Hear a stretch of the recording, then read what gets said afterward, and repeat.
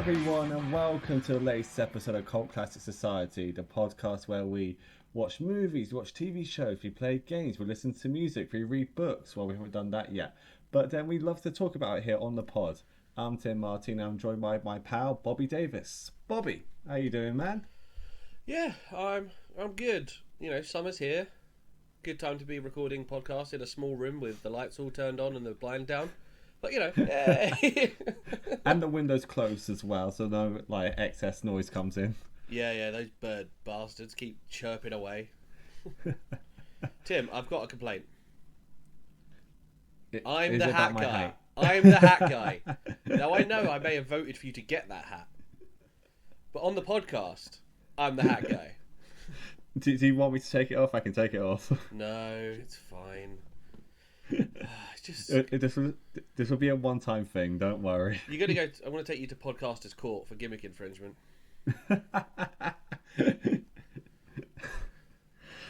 Well, moving swiftly on from my now brewing legal troubles, we're talking about the Ted TV series, which only premiered this year, actually. But the character of Ted has been around. Finger on the pulse. That's us, Timothy. Exactly. The only time we got really, really close about it was with Doctor Who, when we covered the specials straight after they were done. But I think we spoke about this at the end of the last episode. You have watched the Ted movies before, right? I've definitely seen the first one. I think I've seen the second one. I couldn't 100% tell you. So, were you a fan of Ted in any way, or? Yeah, they're pretty funny. I mean, obviously when they were released was quite some time ago. Very still in the vein of Family Guy, I think, and Family Guy was still very popular. I've always been more of an American Dad guy, but I don't mind some Family Guy. Yeah, I've definitely been more of an American Dad kind of guy, but I found the Ted movies. It was a very just straight stripped down version of Family Guy. So you didn't do all the massive cutaways and everything. So Yeah, I think they're the things that eventually. I had a lot of fun with them. You'll appreciate this. They're the cutaways are the kind of thing that grinds my gears when I when I watch Family Guy. I see what you did there. But did you know about the Ted TV series before I brought it to you? I'd seen it on the socials. I hadn't seen anything I hadn't seen an advert. I just saw that it had happened or was happening, or there was a Ted TV series. Yeah, because it kind of dropped out of nowhere for me, because I saw the first trailer for it on Twitter, and then 2 months later it's like, oh, it's out now, watch it. It's like, oh, okay. There wasn't really much hype around it, and because this was obviously a Peacock original series, we didn't hear about it until it came onto Sky a couple of months after. Yeah, which I think it ended up on, is it on Paramount Plus here? Believe so, or it's just through Now TV. Oh, Now TV, yeah, that's how we watched it. Yeah. But we are going to go into the first episode, which, has a nice little exposition dump. And did you recognise the narrator's voice at the start? What I will say is there's a title to this episode, Tim. Come on, up your game. I don't, you know me, I don't note down the titles. Just say yes. It's clearly a dig at that 80s Just Say No campaign about drugs. Yes. But did you recognise the narrator's voice at the start? No, I didn't. Who was it? Sir Ian McKellen. You know what? I probably did clock it. I just haven't written it in my notes. Love Ian McKellen. Legend. Yeah, he has another narration, another episode that we're not covering about this. But another great podcast that I've guested on that still hasn't been released, even though the guesting spot was 7 months ago, because they're that far ahead of recordings. They're Budgeons and Dragons. They do an Ian McKellen character. Go watch Budgeons and Dragons. It's very funny. Or listen to Budgeons and Dragons. It's very funny. You can't watch it on YouTube now, though. 7 months in advance. Why are we like that? Mate, I don't even know. They do loops of play, and the episode that I did with David and TK Cooper and Mambo and Michael Oku and Amira and LT Dangerously, who is a regular on Budgeons and Dragons, and Eddie the host. There's loop 260 something, and they've just released loop 200. Oh god. Sometimes there's more than one loop in an episode sometimes, but gee, we are still probably somewhere in the vein of 30 odd episodes before we get to ours. Yeah. So keep an eye out on that eventually. Yeah. So the episode after the opening title sequence shows Ted and childhood John, who is just doing a full-on Boston accent. Because how else are you going to mimic Mark They Wahlberg? do like a bit of a recap of what happened.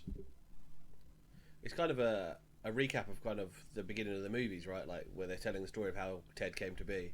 Yeah, I think it's just to obviously catch people up who might have not seen the movie, which I kind of appreciate about the show because, you know, since it's a prequel, you don't really need to know what's going to happen in the movies. No. I like that we start with some straight up classic homophobia because they're 90s kids. So, So it starts they're with, playing I think it's a SNES, aren't they? Yeah. yeah. So Go on, go they're for playing on it, and the classic thing you have to do when you are unable to get your Nintendo to work is that you blow on it to get the dust out, and apparently that always fixes it. And Ted immediately goes to John like, "Wow, you're burning it really hard. You're gonna make a guy really happy someday." Straight away. Like it's so of the time, right up until I mean, I don't know if kids still do it now, but I'm like, you know, right up till kind of I was gonna say the end of the 2000s, the noughties, but it went into the 2010s as well. Just like Yeah. homophobia as an insult. I think it still goes on, obviously so in gay too. micro doses now. Yeah, I don't think it's as prevalent as it was when we were young. Oh no. And as they're playing what is meant to be Mario and Luigi, but obviously it's just a copyright-free version of it. Ted keeps calling them midgets. Yeah. And this is when we get introduced to John's cousin Blair, who gets really upset about that, calling it an offensive term. I love Ted's reaction. He's like, "But come on, they're wicked shot." It's such a Boston thing. The wicked, they're wicked shot. And then Ted proudly proclaims himself as a midget because he's very short. It's such a it feels like such a modern thing to do. The whole, you know, people like using gender neutral bathrooms or whatever, and they're worried about men who would like say, "Oh no, I identify as a woman," and a lot of people wouldn't do that. There are a handful of sleazy men who may well do, but it feels like that's what they're kind of already popping a joke at this soon into the episode. Oh yeah, because like the character of Ted in the movie, like, he's like, already been like that. So this is like showing that he's always just been an arsehole. Yeah. So then we cut to the dinner table scene where we get introduced to Matty and Suze, who are John's parents.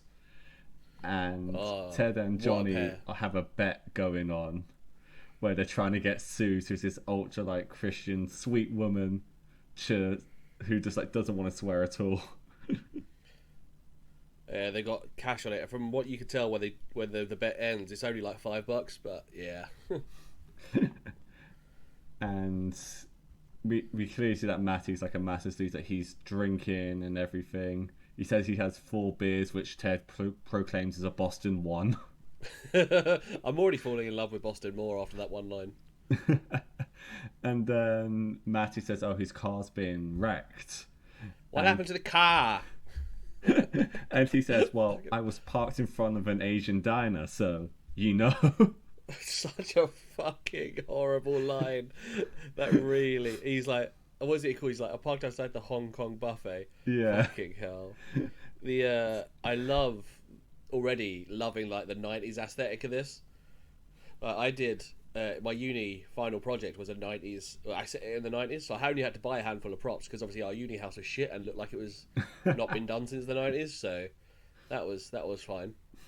I also love that when they do the bet, Ted pulls the cash out of nowhere, and Johnny's like, "Where'd you get that from?" He's like, "Don't you mind where I keep my cash." Yeah. So Blair obviously calls out Matty for his racism, and he goes, "I'm not racist. My favorite movie's Rocky." And how is that not racist, Tim? Well, because it's about a black guy who beats up a white guy. For fuck's sake. And then he goes on Oh, another tirade, goes, no, Italians are white. they've been white since the 60s, which is such a stupid fucking line. But then, when all this goes, Suze says to Blair, you're a bit racist too. When you had Barbies and you wanted to cut their hair, you'd cut the black Barbie's hair first to see if their hairstyle would look nice. As she rightly points out, I was a child and I didn't know better. You're all fucking adults. Yeah. But Ted says Also- the greatest thing is like, did you call the dream house I have a dream house? For fuck's sake. Oh. Oh, it's so like on the nose straight away. Yeah. The amount of one-liners that Ted drops is so good.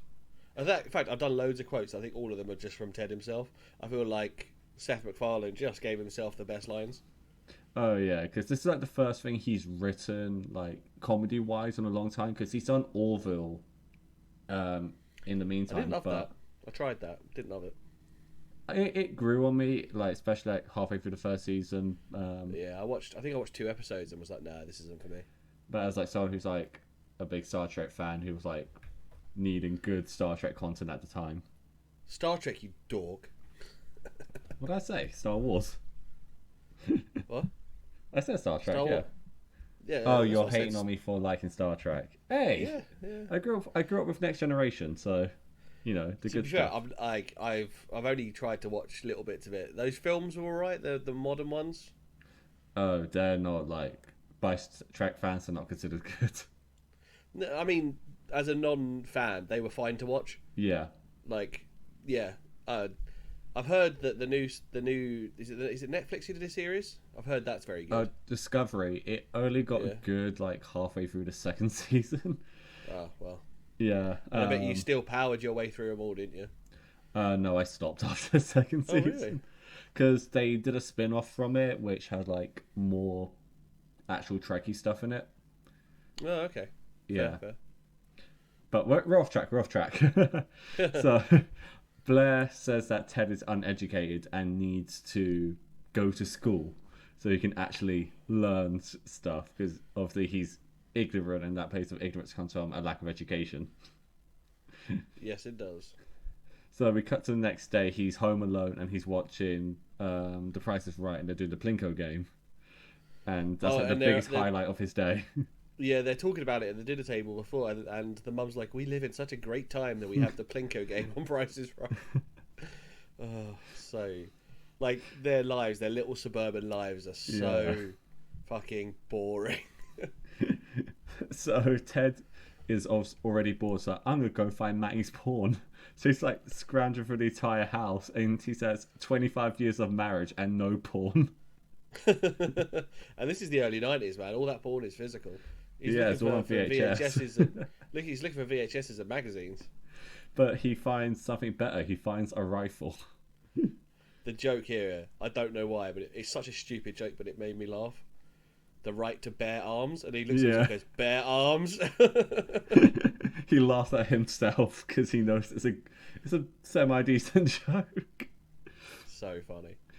So then he has an idea with the rifle where he sets up the slip and slide and uses the rifle to push himself with the momentum of the kickback. Yeah, he propels himself with a kickback all the way down the slipper slide, and he fucking loves it.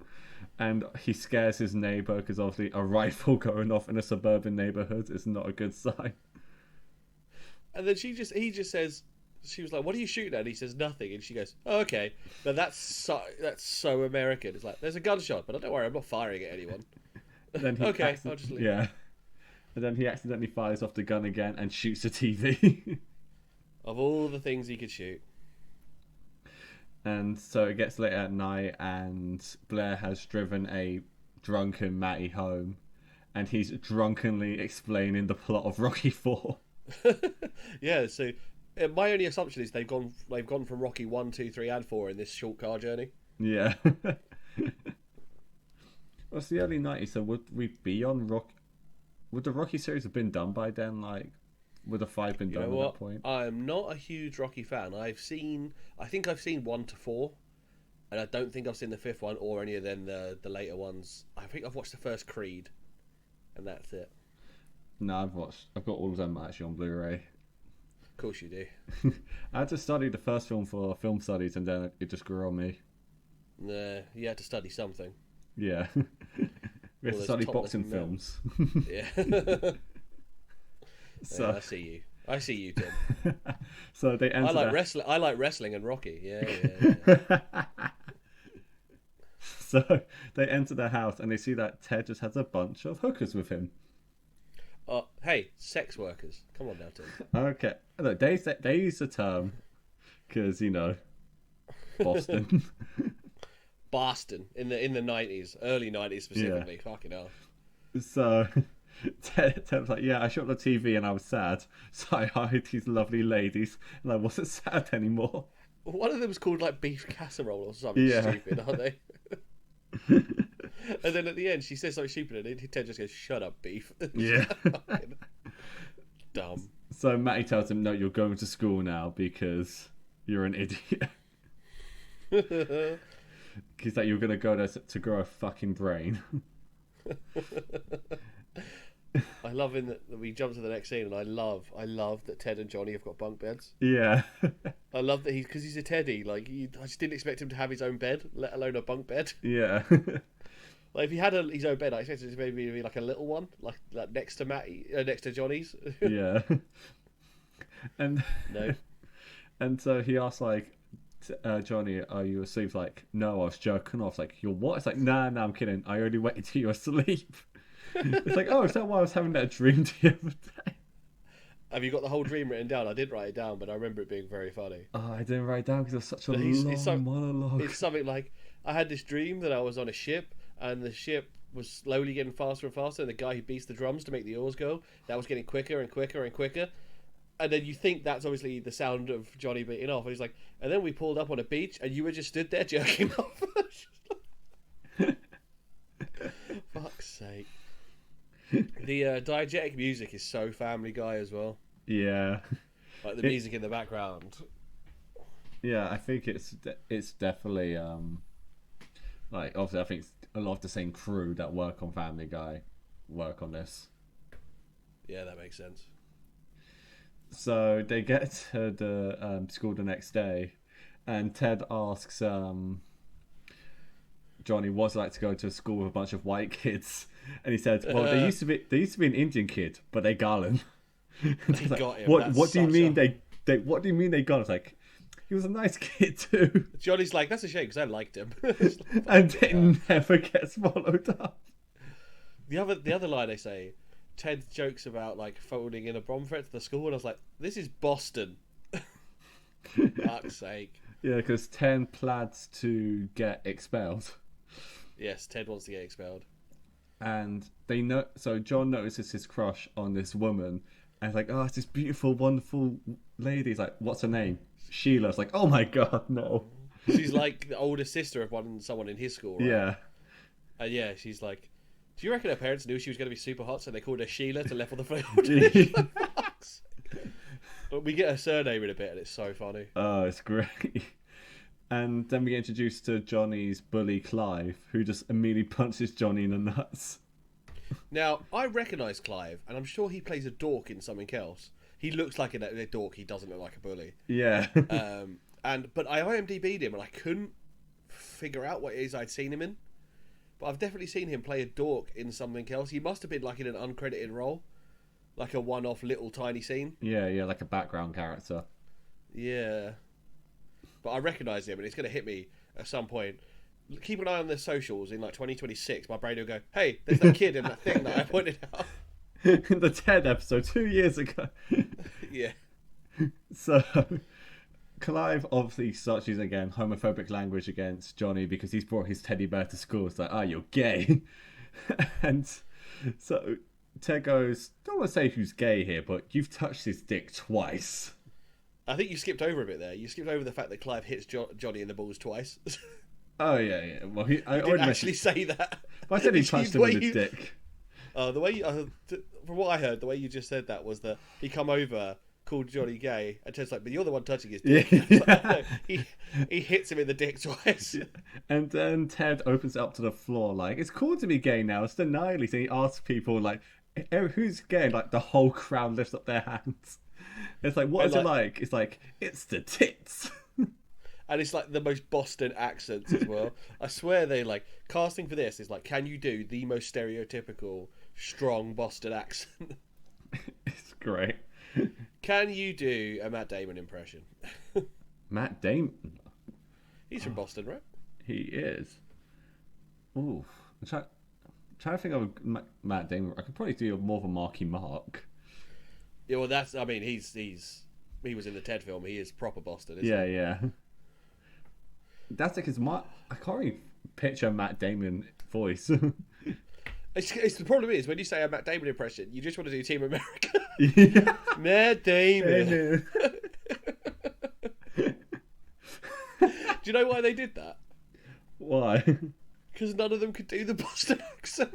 They struggled to do a convincing Boston accent. So it was like, shall we just make him like a fucking Pokemon that's been dropped on its head? It's his own name. So part of Ted's plan to get himself expelled is to cause it's like piss off the teacher, so he gets sent to the principal's office. So he just goes. So the teacher asks him a question, and he goes, fucking your wife. And he's like, you think that's going to hurt me, but my wife had an affair, my son doesn't respect me, and my daughter might be having a pregnancy because I'm the only one who buys her tampons. She hasn't had a period in 5 weeks. So you have nothing on me. Who's laughing now? And Ted goes, still me, I think. So then his next plan is to scare the lunch lady. And it's like hot dog day. So she goes to open up the fridge where they keep all the like sausages inside. He just jumps out and goes, I'm king of the wieners. That would, like, that to me, of all the stuff he's done he's done 2 things so far. I also threatened to call in a bomb for it. That is by far the only thing that would not get him expelled. That might get him in like a detention. Yeah. But then the principal calls him in and she just says, I'm not going to expel you because I want to make an example of you. You are going to be a model student. So she says, she won't break me. I used to teach at this. I was the headmaster at this school, principal at this school. And he goes, Ted's like, isn't that the school that just had, whose sports team mascot was just a guy with a knife? Yeah. And she says, hey, technically Stabbers was a pirate. So fucking stupid. It's just a fact that in this world, like, people just accept these things as fact and they just never follow up. And then he said, isn't that also the school where that one girl was only 8-year-old and still... Oh, that was... Hang on, wait. There was a girl who was only 8 years old and was in the same school as her own granddaughter. Yeah. And she said, yes, but it involved the international date line. Which is like, that can only make the difference of 24 hours. Yeah. Right, okay. Verging on, like, Rick and Morty or South Park levels of nonsense. Yeah, but I think it's the idea of just taking like the humour that works in like a cartoon of like Family Guy and just applying it to the real world. Yeah. And it still just works. Yeah, it's so funny. So Ted is still running through like all the ideas on how to get expelled. And he thinks, oh, maybe I should get weed. This is also where we find out. So I had questioned it at the dinner scene yesterday. Like, oh, the bear has to eat. And then we find out that Ted goes something along the lines of, what kind of fucked up god would bring a teddy bear to life and make it that he has to eat? Yeah. So they see Sheila smoking weed. And this is like the first revelation where you realise, oh, this is going to be the introduction to weed because Ted's never smoked. This is their origin story, man. Yeah. So, this is when Johnny reveals Sheila's full name. And it's Sheila Bogwart. It's like, it just gets worse. There's a funny bit in a minute where Ted tries to call her Shelley and she's like, it's Sheila. He's like, I know. So Ted basically says, "All right, Johnny, we got to go over to her and ask her where to get weed." Like Johnny's like, "I'm not going to go up to her," and he goes, "If you don't go up to her, I'll tell her that you jerk off to network television." You wouldn't. So they get up to her, and the first thing that Johnny says is, "I have diarrhea." Oh my god, he's so useless. So Ted like says to Sheila, "Yeah, all the like the bears take drugs. The Care Bears are meth addicts." Yeah, this is because she won't give it to Johnny because he's too young, and he's like, "But I'm a talking teddy bear. That's completely different." So she says, "I won't give you the weed, but I'll give you my hookup." So they go to wherever this hookup is, and they need to establish their alibi for spending the money because it's Johnny's money. Oh fucking hell. And they say, "We saw Schindler's List, and we were so moved by the movie, we decided to donate it to quote due causes." And then Johnny says, "Oh, you know what? That'd be nice. We could actually do that."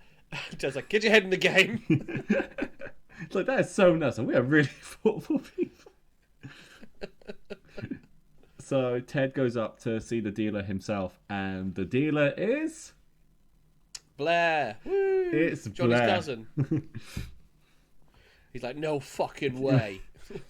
So Blair explains she's using the money to pay for her rent, for her tuition, because Matty is making her pay rent. The line to when he talks about when she reveals how much it is so funny. Did you put this one down? I didn't put it down. I guess you did. Ted asks how much Matty's charging her, and she says $200, and he says $200 for the crap room above the garage, and Frank wouldn't be caught dead in there.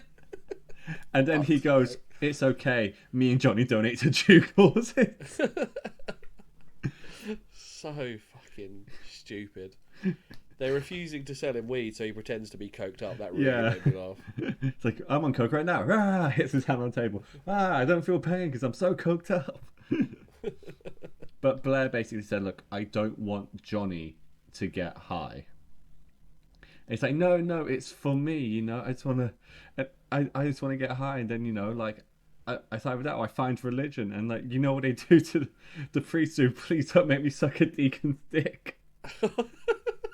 And he just goes into a ramble about it all. Oh god, yeah. But Blair's So friend good. Sarah, who is the one who's growing the weed, basically says to Blair, "Look, we need the money. Just sell it to Ted." Yeah. And then Johnny immediately sees the weed and goes, "We should smoke it." We should smoke some. Yeah. Smoke some. Because he's like, I haven't had sex, I haven't had a girlfriend, I haven't drunk, I'm the least cool person in the school. This will make me cool. And they said, if we're going to do this, we're going to do it right. And they dress up in suits. Yeah. And Ted's little suit is fucking adorable.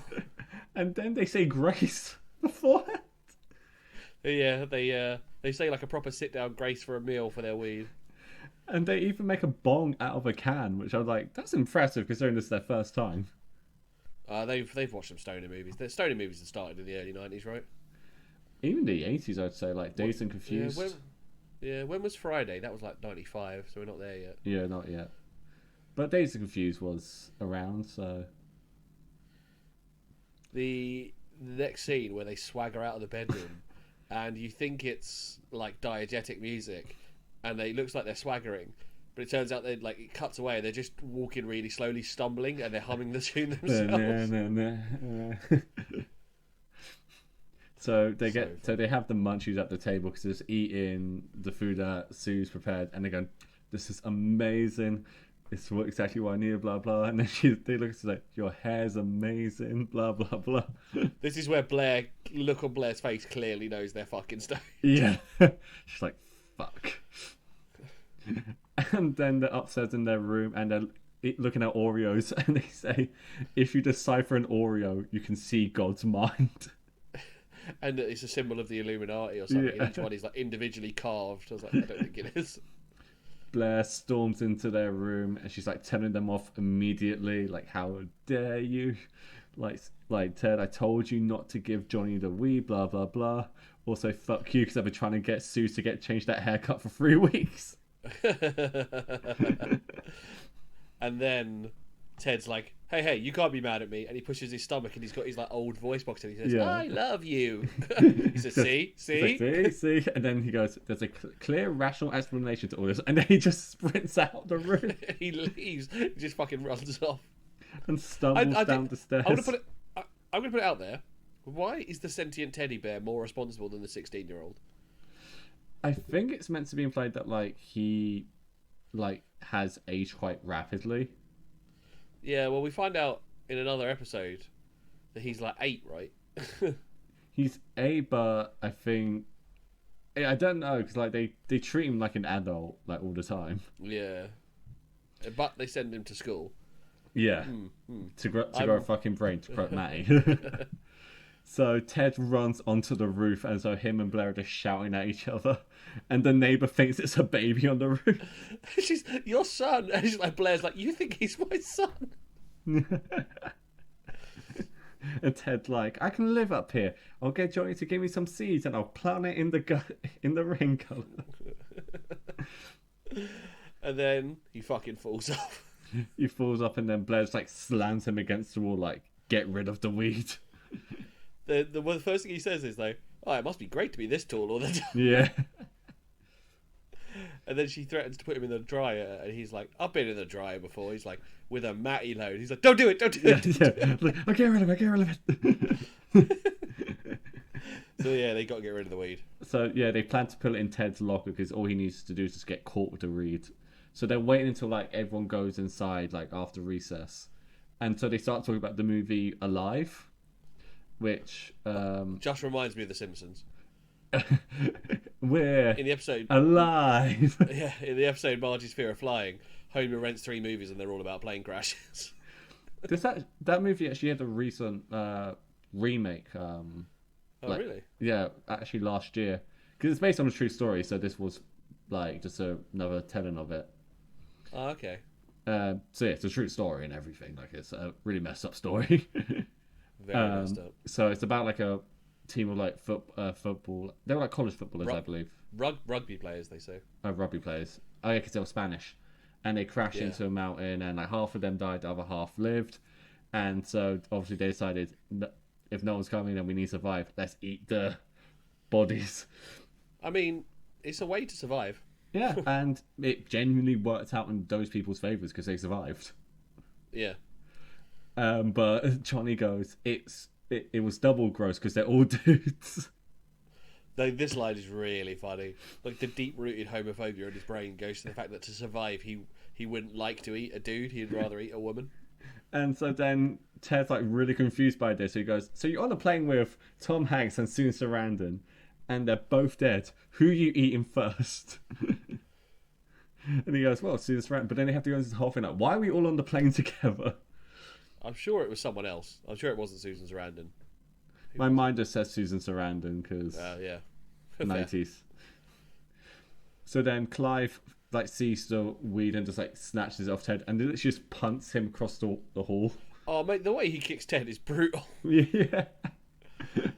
Well, he's all fluff as well, so he's clearly like flown like really far. Yeah. So they go to the principal's office and he tells her, like, I'm in possession of marijuana. It's like, I need to see it. It's like, well, Clive has it. It's like, well, then Clive would get kicked out. It's like, no. I'm obsessed with drugs. He presses the button again and goes, I love drugs. See? What I don't get about this scene is she's like, well, I'm not going to kick you out because you don't actually have any drugs. They said Clive has it. So is it not her like legal and ethical responsibility to go check Clive? I think she's assuming that they're just lying about the weed in general. Yeah. Even if she is assuming, though, her job requires that she goes and has a look. Yeah, but Surely. Oh, yeah. I mean, clearly she, considering where she previously worked, I don't think she's the best for this.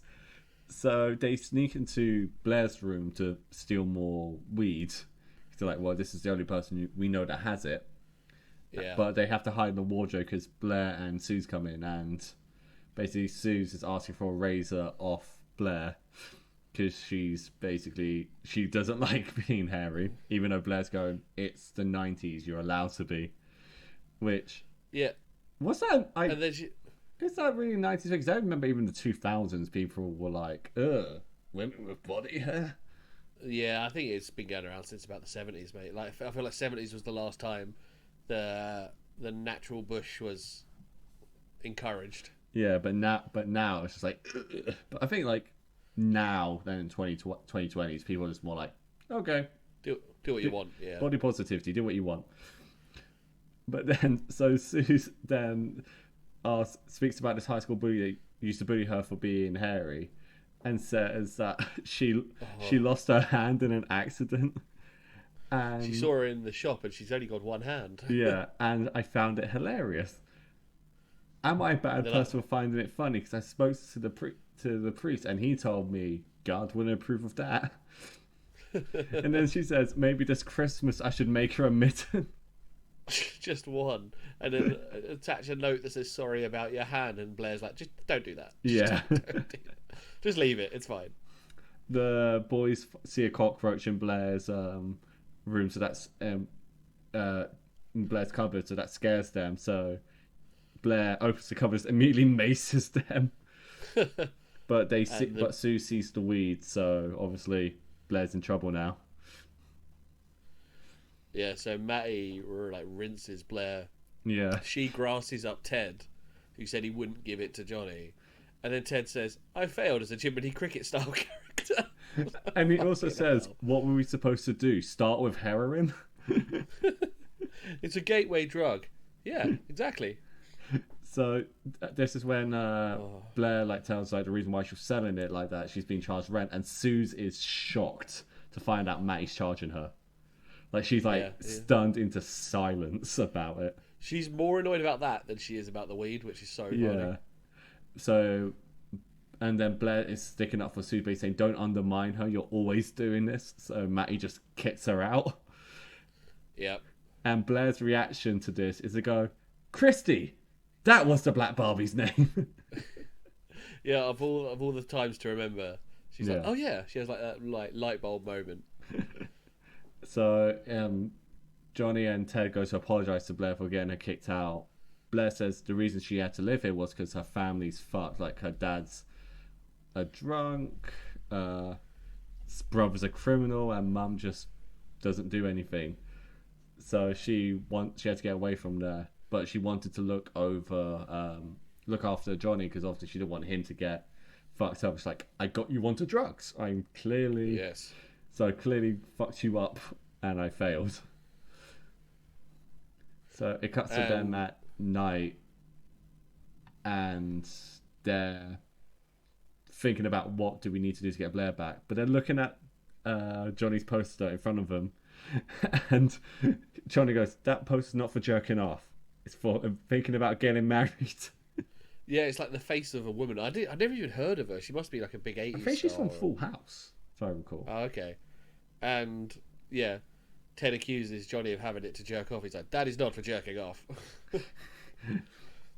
So they go to the bank to get their safety deposit. No, there's an amazing line before that. What's the line? So they're talking about Blair, and Ted, they like to say how bad they feel, and Ted goes, "I guess underneath all the complaining about racism, she's actually a good person." I fucking hell, Ted. So they go to the bank the next day to get the safety deposit box. This is part of their plan to get Blair back. And the bank teller just randomly starts giving a spiel like, technology has advanced so much now that someone in front of you could be wearing an adult diaper and they wouldn't even know. It's like, yeah, it's amazing. Like, you could be crapping your pants right now and the other person wouldn't even know. It's like, are you wearing the diaper? It's like, no. He says amazing. it like an infomercial as well, which is so funny.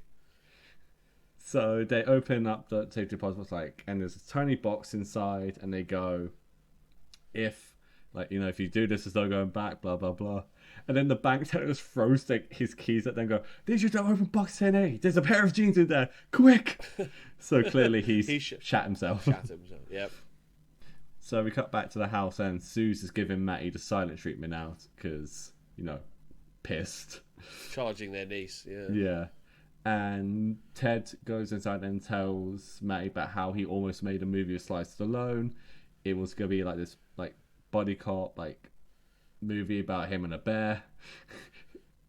Not Slice Alone and a bear, but the movie just never works because of like the Challenger exploding. It's like it wasn't what America needed at the time, blah blah blah. But such a weird reference and a time for the reference as well. But Sly felt bad, so he gave Ted a gift, and it's the mouth guard that he wore in Rocky 1. Such a weird gift to give him. But he says to Matty, like, you can keep it if you keep Blair back. If you bring Blair back. And he's like, I don't know, blah, blah, blah. And Ted goes, put the mouth guard in. Try it on.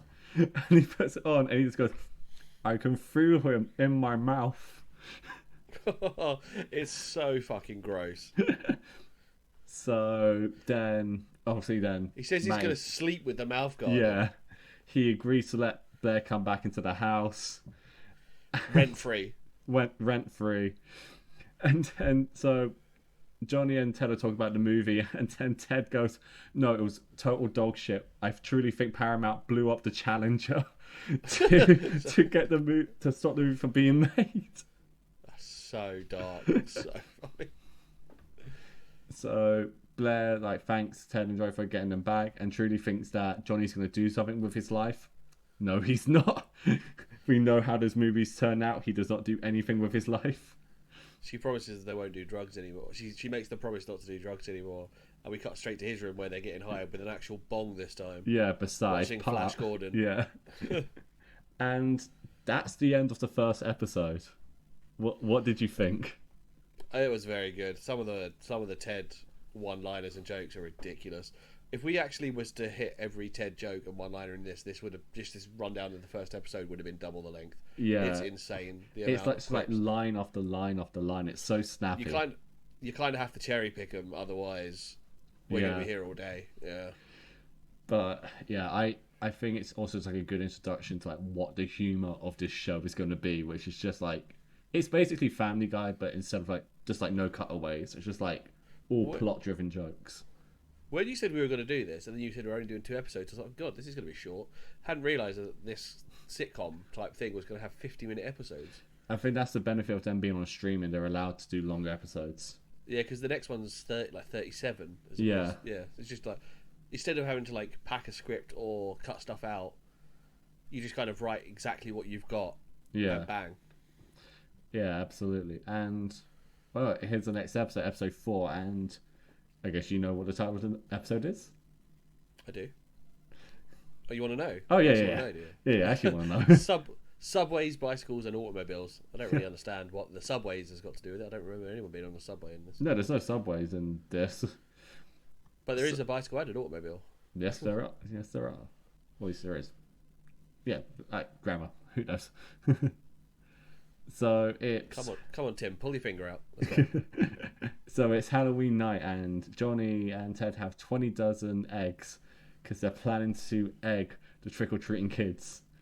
And they stand on their roof and just it's a flashback to when they're egging a kid in a Hulk costume wearing a Hulk shirt.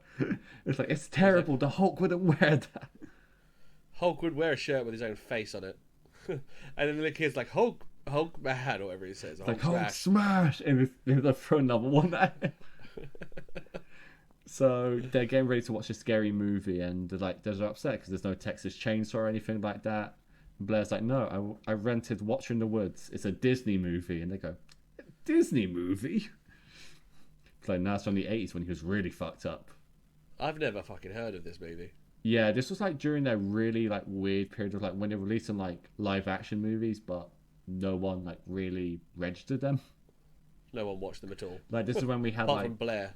Like it's when we had like The Black Hole, The Love Bug, like films like that. I don't think I've seen any of them. The Love Bug is like the original Herbie movie. Do you remember Herbie? Oh, Herbie. Yeah. Yeah, it was originally called The Love Bug because it was a bug. He's a vehicle. Volkswagen Beetle. Yeah. So they're watching like the movie, and Johnny and Ted are absolutely terrified by it. I love one of them. I think it's Johnny. He's like, Blair, you're a piece of shit. This is so scary. And then she's like, the scene involves a mirror, and then Johnny's like, oh, I can never look in the mirror again. I can never shave. I'd have to grow a mustache, and that's going to limit my career choices. I'll have to become a cop or a fireman, and those are dangerous jobs, Blair. I love their then, rambly jokes that they do. yeah, it does feel like they're not like told to stick exactly word for word to a script. Yeah. It's like just get to this point. So, fun fact: Seth was on set for these because he was doing the mocap for Ted, and so also then he could like riff with them as well. Oh, okay, yeah, that's great. So What's great about animating Ted is his mouth doesn't really move very Yeah. well in time with it, so you can just do what you want yeah, do you know it's actually the most expensive sitcom of all time? because of the CGI for him. Because CGI for Ted, which I don't think we've mentioned, looks really good. It does look great. Is that why they only did 7 episodes as well? Yeah, it was a budget reason. Fucking hell. They start listing off like horror tropes. Yeah, Like they're like, oh, what about like the scary kids pointing at you and rambling, and then Ted's like, oh, the black guy dying first. They should never have black people in these movies. Then they won't die anymore. Hey Blair, we sold racism in movies. yeah. And while this is happening, Bear is finding out that her designated driver has dropped out, so she needs a new one. And she just says, "Ted, you can drive. Drive me." And he goes, "No, but drunk driving is fun." And then they say so. Blair says something about like, oh, I'm going to tell Suze. And Ted's like, I don't give a fuck. She's not my mum. My mum's an 11-year-old in China with arthritis. And like, how do you know that? Like, she stitched "help me." In my fucking lining, yeah. So we see that Ted just like showering, and this is how you see like how really good the CGI is, because like doing the wet fur, it's like incredibly like really well detailed actually. Like I was impressed by that. How does he get dry? Because surely his entire insides get soaked through. It's magic, okay? He got brought to life by magic. He probably gets dry by magic. Okay. So fine. Blair is using the scene from Watching the Woods to scare him, which is basically she has like a blindfold around her eyes going, "Help me." So she like Ted opens the shower curtain and sees that, and he goes, "Ah, I'm naked." Like, you're always naked. Like, but I'm shower naked. Oh, he's so dumb. Then she hides in his closet to do the same thing again, and it's like, no, So she's I'm not essentially helping trying you. to scare him into help driving her. And so they're in Ted and John's room, and they realize someone turned up the thermostat. And he's like, no, don't go out to the thermostat. She's out there waiting for me. I'll go to the window. And she's at the window. You see the joke coming, but it's so funny. Comedy works in rules of threes. Does. Really And does. there's another reason why I picked this episode. Because What are they're they watching watching on- Treehouse of Horror. Yes. It's the one where Flanders is the devil, and he's got a deal with Homer, who sells his soul for a donut. Yeah. But Homer has to eat the entire donut for Flanders to get something so he doesn't eat it. Forbidden donuts. I love the logic loop in that, is that they keep it in the fridge with forbidden donut written on it. Forbidden. And they could have just thrown it in the bin. Like I know, but Homer's got a Homer. he does, yeah. Enough about Simpsons. We've talked about them enough. Hey, there's a Simpsons clip in this episode. It's true, but we could end up talking about the whole episode. Yeah. But then, so Blair is dressed as Catwoman from the Tim Burton movie. Michelle Pfeiffer. Pfeiffer. And Ted is an Ewok. But who Everyone does gets Suze it think wrong. they are? Lawrence of Arabia and Batman.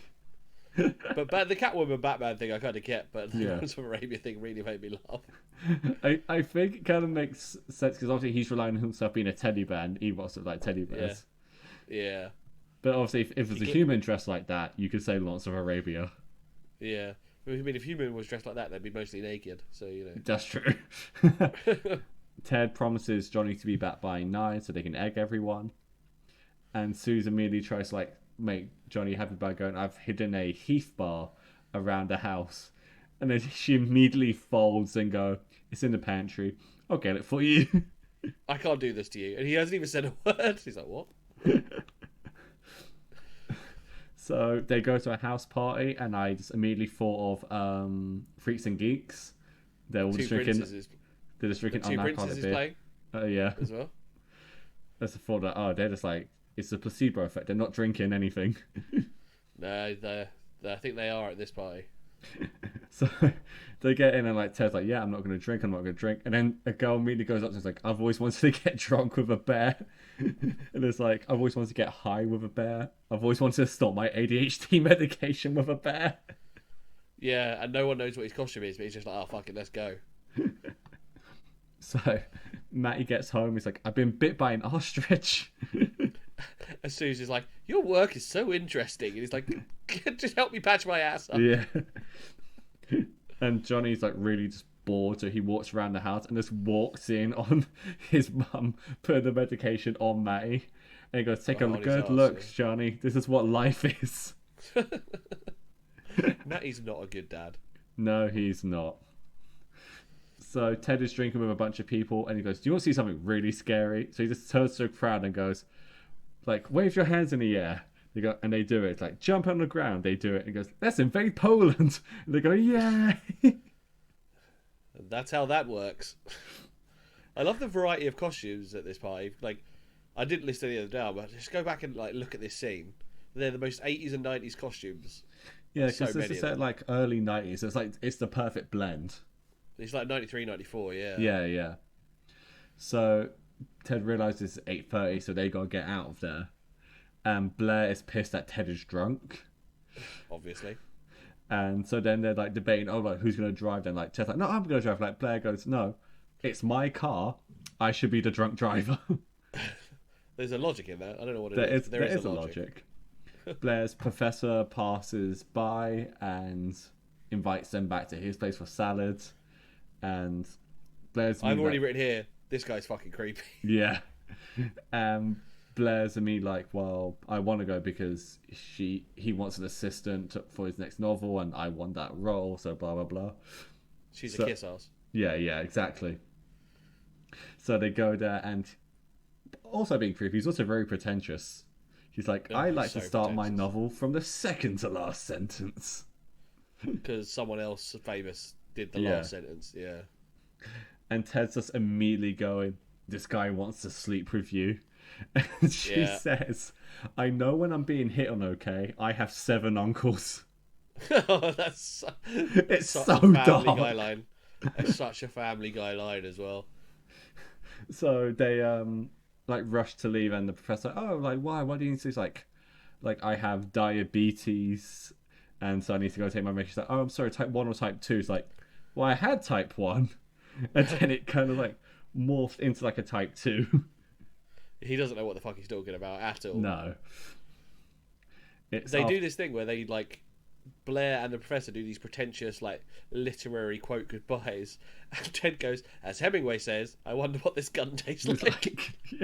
This is like no filter on him. No, none at all. So it's after 9 p.m. and Ted isn't home. So Sue's like, I'm just gonna invite a friend. So a friend from church has a son. They just moved to the area. I will invite him over so you can hang out with him. And so Ted and Blair like speeding to get back. They're arguing with each other about the guy wanting to sleep with her, also being pretentious and everything. And then Ted, she's like, I should be driving. And Ted's like, hey, I wasn't the one chugging wine with the professor of literature. Yeah. And then he goes, you see what I did there? You see what I did? It's like literature, but with, clitoris. I get it. So good. So, and then Ted crashes the car. Obviously, Ted crashes the car. Well, the whole episode so far is leading to Ted crashing the car. Yeah. So, the friend shows up, Will, and he's a 38-year-old man. Oh, it's so fucking weird. And he's like, hey, do you want to look at porn? And he just like whips out a folder. And it's just porn he's drawn. Because his mum won't let him see the real thing. Yeah. He's a complete fucking tool. And apparently he loves D&D as well. You know, I don't know if that makes him a tool. But ask David Francisco. But then like he can't draw hands, and he goes, you know what the weird thing is, Johnny? Now when I see a woman with hands, I hate it. It doesn't do it for me. like that's just psychopath behaviour. Oh, he's chopping off hands somewhere. Yeah. So we cut back to Blair and Ted goes, oh my god, Blair, there's a kid in the fender.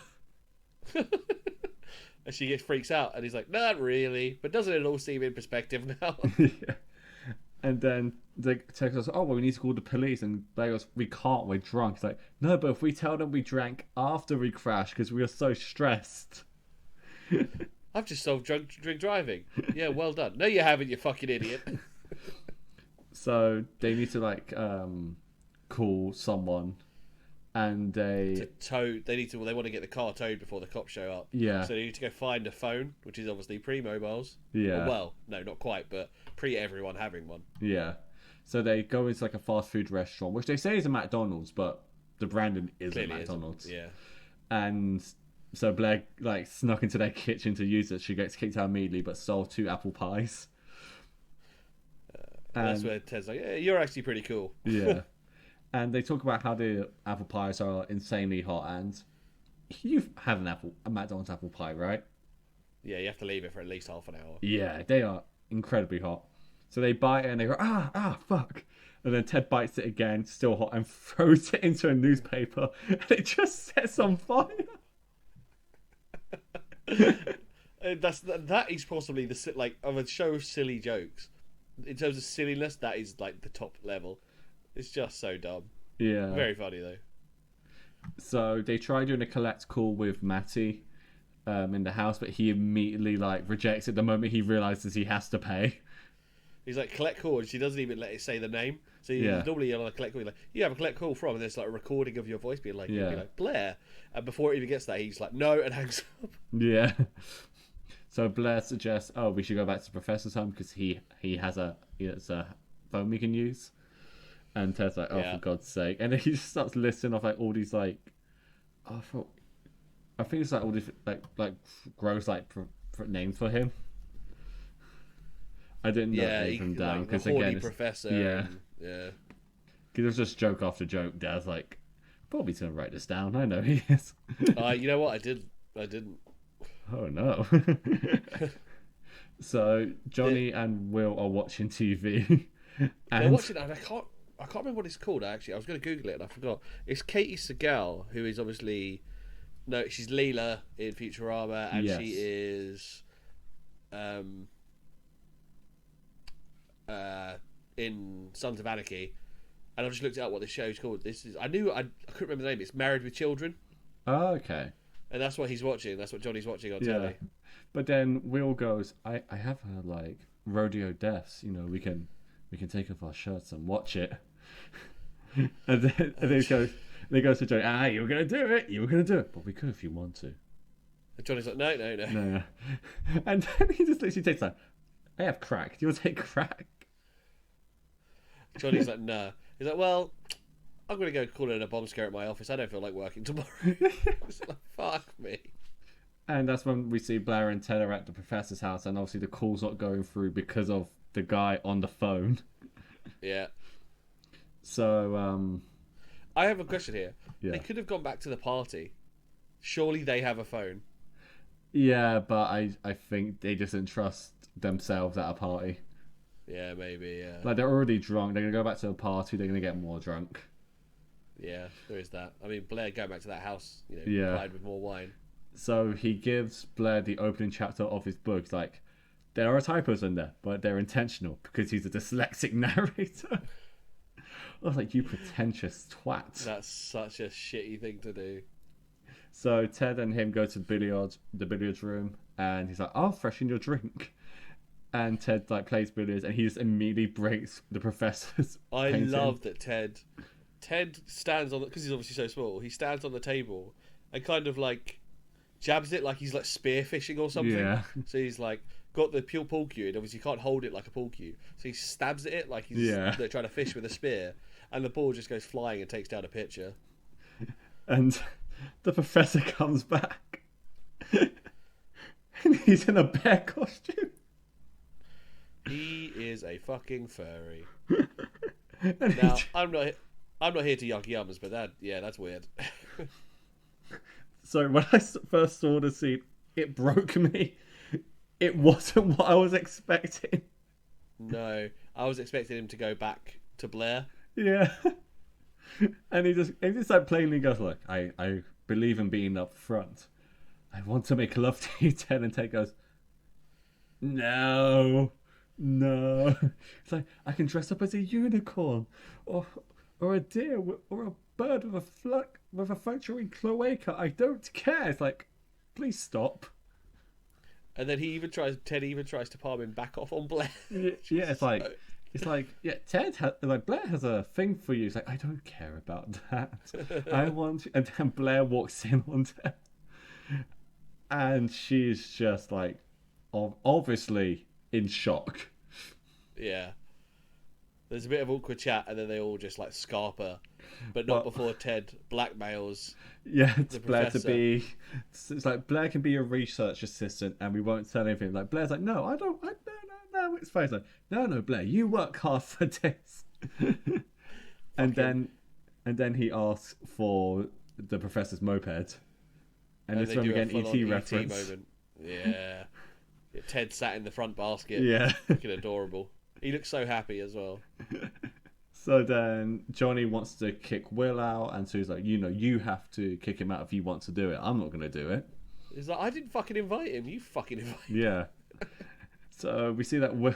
So like he goes to the bathroom. We see that Will is in the bathtub on the phone to his dad. Saying how weird it is that they're both in the bath at the same time. Yeah. And then Will tells Johnny, like, you have to live in the moment. Like, I've had a fantastic night. And Johnny's like, why is the bath Get out of water my house. black? Just get out of my house. Yeah. And then it's like, if you ever need me, scratch my name into your arm.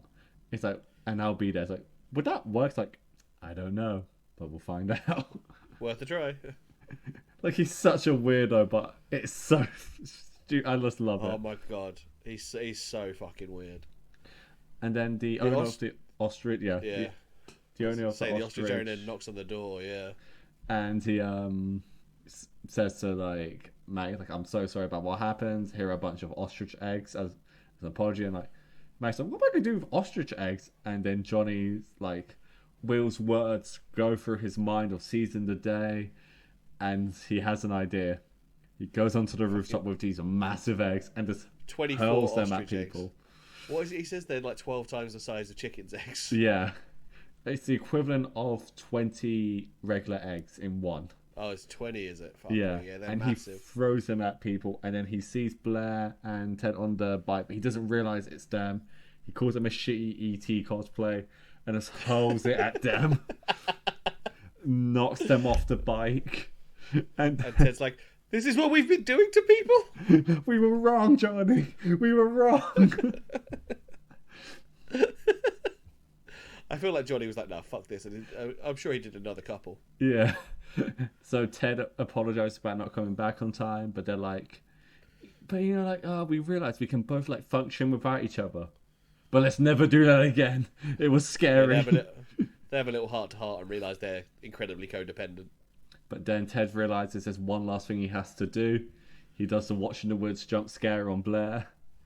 But then... Which is... I feel like that would scare me. Like, a full-grown adult, yeah. A little tiny teddy bear with a thing around his face. It's be adorable. Yeah.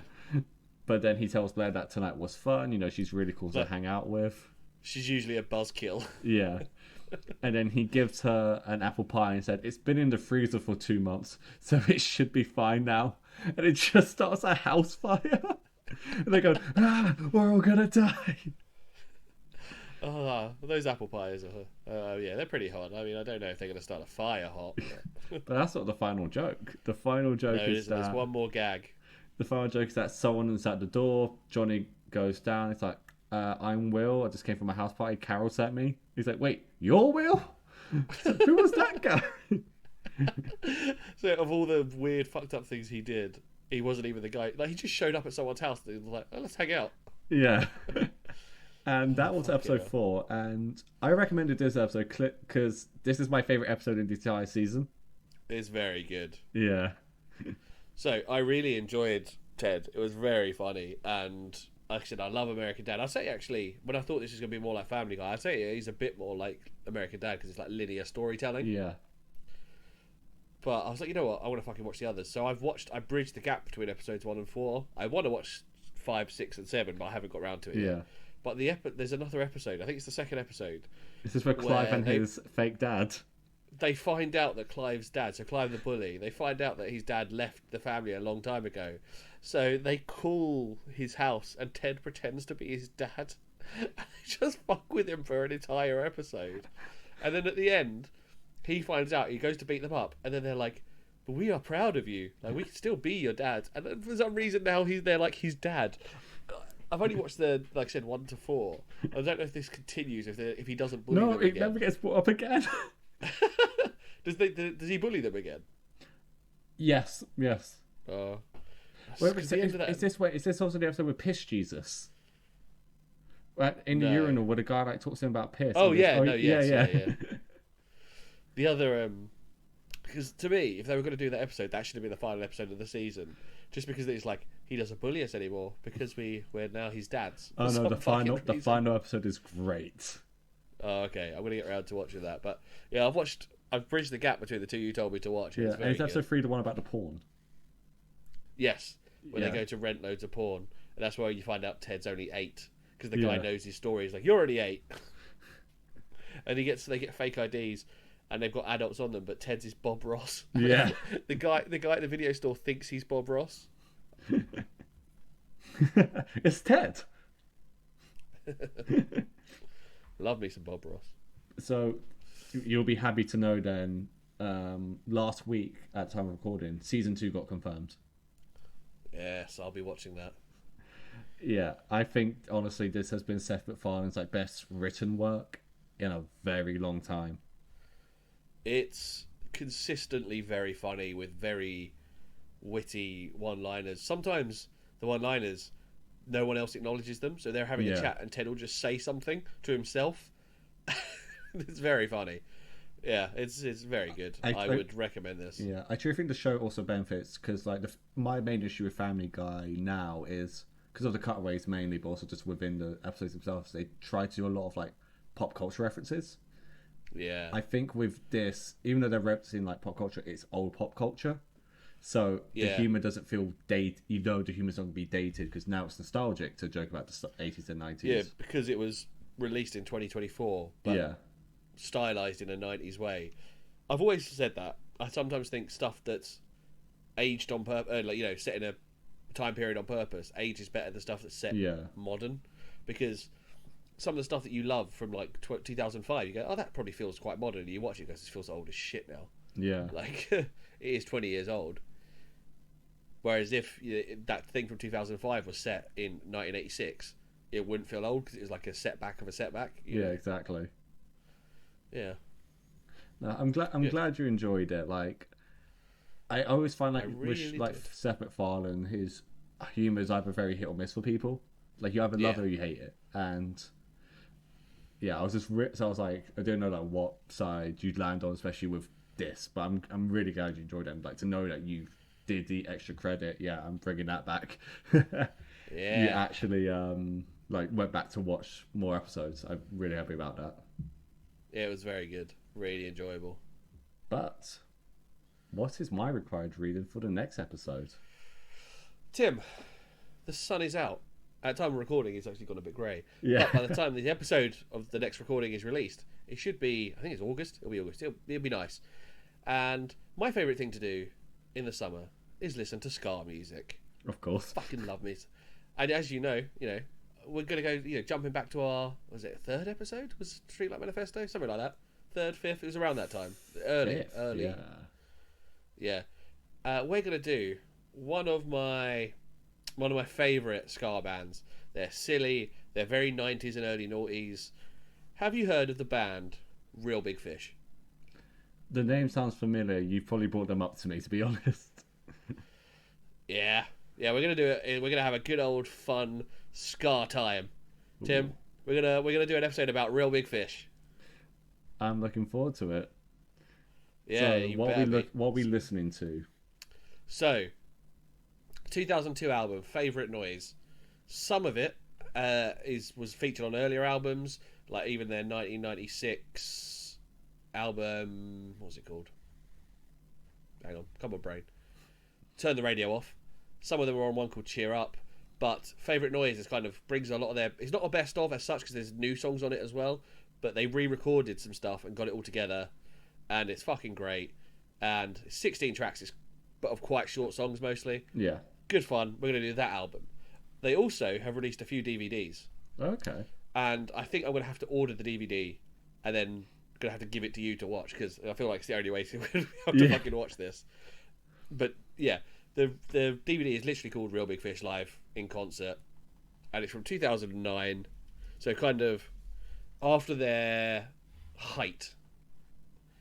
And yeah, literally called Live in Concert, and we're going to watch the set. Don't get me wrong, the set is going to have a lot of the same songs as the album, but let's listen to the album, then we'll watch them live, because a lot like Streetlight, there's a lot of members, and it's a lot of fun. And yeah, that's what we're going to do. We're going to talk about Real Big Fish, and we're going to enjoy a glass of cider in the sun or something. I mean, I doubt we're going to be recording outside for the episode, but we can dream. No. But when you listen to it, you can really... Yes, I'll go out on my balcony. I'll go on my balcony. Yes. Do that. Good. All right, time to plug the socials. If you want to follow... Where can we find you? You can find me on Instagram, TikTok, Twitter at the Tim Martini. You can also find my music on Spotify under Timothy Martini. And yeah, that's it from me on my side. Where can we find you, Bobby? Well, I was going to point out that I realised something the other day. You know, another good talk about Simpsons again. You need a tattoo that says "Die Tim Die" because you're the Tim Martini. It's German for the Tim, the. Well, I am looking to do symmetry on my hand tattoos, so I could get one there. Oh, you've got. Is that new? Oh, did I not show you it? I don't think I've seen that. No. Oh, yeah. What does it say? It's a reference to The Nice Guys, and it says "You will never be happy," but the "never" is crossed out. Aw, how fucking scene of you. I'm gonna shout out my local tattoo artist for that, Scorpion Ink. Literally, because it's a tattoo shop and a barber combined. Separate offices, obviously, and the guy owns them both. And literally on the Monday I spoke to him about it. On the Thursday I was getting the tattoo done. Wow. Nice, that's a good turnaround. I've got a very good friend who I've known since I was about 18, who was meant to do 2 tattoos on me, and we never did them. Actually, I need to fucking sort that out. Yeah, Chase them up. That's a story for another time. But yeah, the socials. Where can we find you? You can follow me at bdavies_creative on Instagram, where I post some creative stuff that's sometimes fun and mostly about wrestling, and also on X, the site formerly known as Twitter, just bdaviescreative, no underscore. I don't think they let me have an underscore. I think that's why I don't have it on there. All my B Davies creative stuff is stylized with an underscore, but Twitter's a shit show. Mostly I use that to repost Purpose Wrestling stuff and insult RJ Singh. So go find yourself, go over there. Yeah. And you can follow. There's a trick to remembering all of the ridiculous socials we have. Most of them are CC Society Pod at something at CC Society Pod. Yeah, if you're on social media, it's CC Society Pod. We're on literally everything. Yeah, the email is ccsocietypod@gmail.com. We're on Instagram, X, Threads, fucking TikTok. Reddit is TikTok. Yeah, Reddit is /CC Society Pod. Cult Classic Society on Facebook, Cult Classic Society on Instagram. Oh, not Instagram, sorry, on YouTube. If you're watching on YouTube, go and listen to us on Spotify if you fancy it. To be fair, if you've got YouTube Premium, you can listen to us on the go anyway. But if you don't have YouTube Premium, you can find us on Spotify, Apple Podcasts, Google Podcasts, We can't say Overcast, Google Podcasts Stitcher. anymore. That's shut down. They've migrated that to YouTube Music. Of course they fucking have. Well, pretty much. I think we're on pretty much every format on you can. we're on every major podcast platform. But if you want to watch us specifically, Spotify or YouTube. Yes, and if you want to watch Tim steal my gimmick and wear a hat that I did vote that he should buy. I feel like I just need to quickly. I feel like I need to quickly make reference to this. Why I bought it. So what does the hat say? So for those who are listening on the old Spotify, Tim, it says, "I just want my wife back." Yeah, I've never been married, but drunk me saw this hat. Drunk me pull it to my private story on Instagram to a vote. Well, no, it wasn't a vote. It's 3 likes and I'll buy the hat. I got 10 likes within 10 minutes. Yeah, you did. So I Buy the woke hat. up. I woke up the next day in a daze to see that money had left my bank account. And you had bought the hat. And 2 days later, a hat showed. I was like, oh, oh, There it is. There it is. I did there it. I it did the is. thing that, yeah. We did the thing, and yes, and that's been this episode. I have Awesome. been Tim Martini.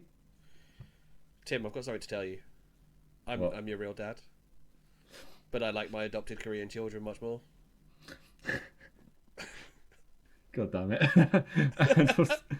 And we'll see you guys next time.